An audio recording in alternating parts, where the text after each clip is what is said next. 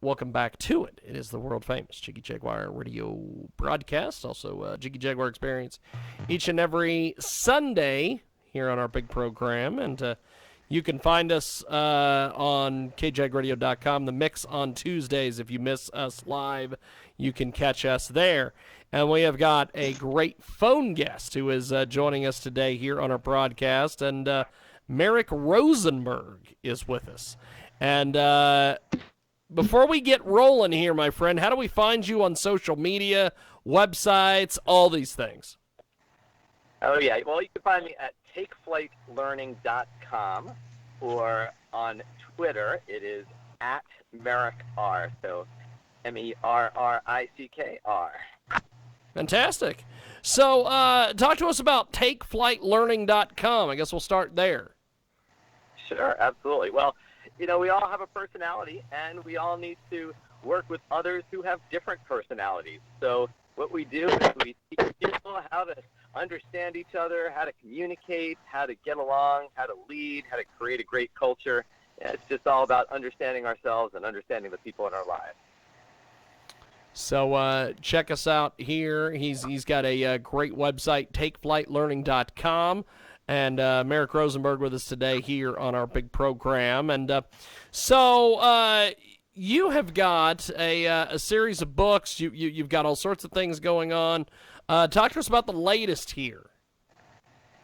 Well, the latest book, I talk a lot about personality, but my latest book coming out, it's available for pre-sale. It's called Personality Wins, Who Will Take the White House and How We Know. And it's all about how you could use personality to understand who's going to win a presidential election. Essentially, elections are just a big personality contest, and it's actually predictable based upon what's happened in the past.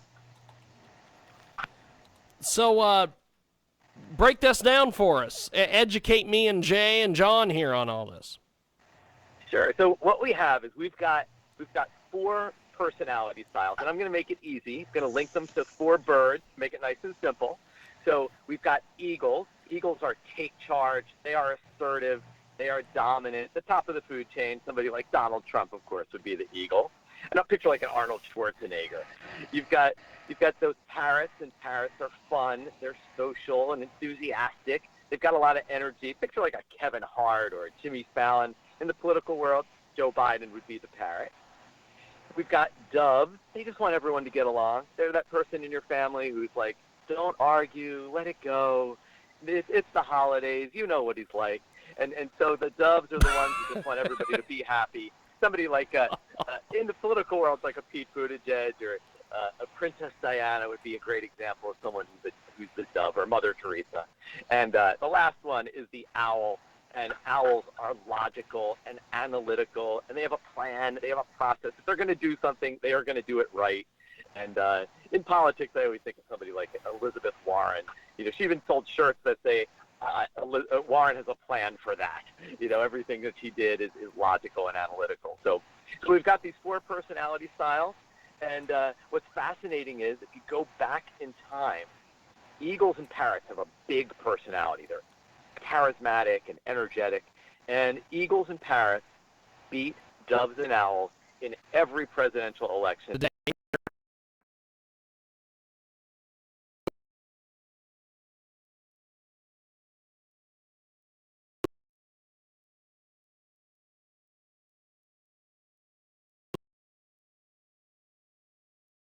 Rosenberg.com is his official website, and he's a personality enthusiast. He's the author of Personality Wins and The Chameleon. He's also a CEO of Take Flight Learning.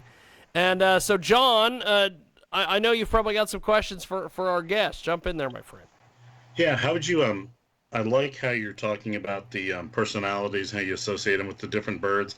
Where would you put Biden? Would he be like a cuckoo bird or something, or? Biden is the parrot, and here's the problem: is that you have somebody like Biden. Parrots, they speak before they think, which is why he makes verbal gaffes all the time.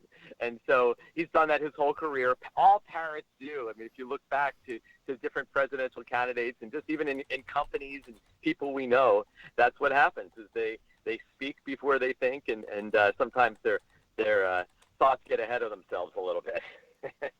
Okay, I can go with that. Shut up. What? What's up? You cut out there, Jay. You were No, I'm just enjoying the gentleman because it makes sense what he's talking about. So, We have got Merrick Rosenberg with us today. He joins us live here in our broadcast and coast to coast, border to border on iHeartRadio. Also, if you miss us live, you can find us on the Mix on Tuesdays. And so, talk to us a little bit more about your book. What are some of your goals for the book? Sure. Well, everybody always thinks that people are voting for platform when, in fact, maybe we're really voting for personality. And one, I want people to see themselves in the book. You're going to be asking the question, all right, which bird am I? Am I more like a parrot or more like an eagle or a dove or an owl? So nobody's just one. You're a combination of all of them. But I want people to see themselves in the story and get a sense of their own personality. But also to get a sense of what happens out there. The presidential election is just a great lens through which to understand the world around us, and perhaps to start to consider, am I voting for the person who really is in my best interest, or am I really voting for personality? And a lot of times we filter out some of these great candidates over time because we've been drawn to somebody who's got a big charismatic energy. So I want people to see themselves in the story, but also to educate them about how they're making decisions on a presidential level. Do you see people like single mothers voting for presidents based on the fact that they're needing a leader? What's interesting is that we would think that there's a lot of other variables, such as the economy, such as whether the U.S. is at war or are we at peace, or whether one person is an incumbent. But, it is certainly true that some people are clearly voting based on ideology, that they agree with the policies of a potential candidate. And at both ends of the continuum, that's absolutely true. But what we know is that elections are decided by those people in the middle, by those swing voters. It's why candidates really try to get them on their side. And in the middle, which is where that election is decided, it's not really about the issues. It's about who do you like. And that really comes down to personality. What do you mean by swing voters? So you've got people on the left who are clearly those liberal or Democratic voters, and people on the right who are clearly more Republican.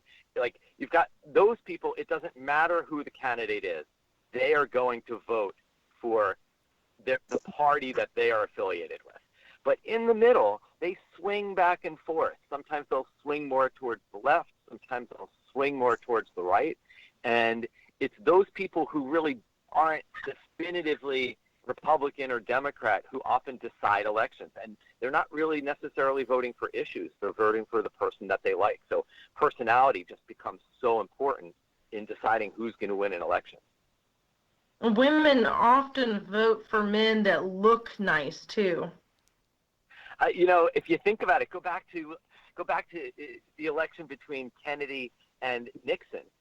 Nixon, when people saw him on television, they saw this good-looking, young, vibrant guy versus Nixon, who was kind of awkward and uncomfortable in his skin. And the people who saw Kennedy thought, oh, my God, he absolutely won that debate. But the people who heard Nixon, who was more of an owl, Kennedy was more of the parrot, the people who heard Nixon thought, hey, you know what? He actually sounds pretty intelligent. He sounds like he knows his stuff.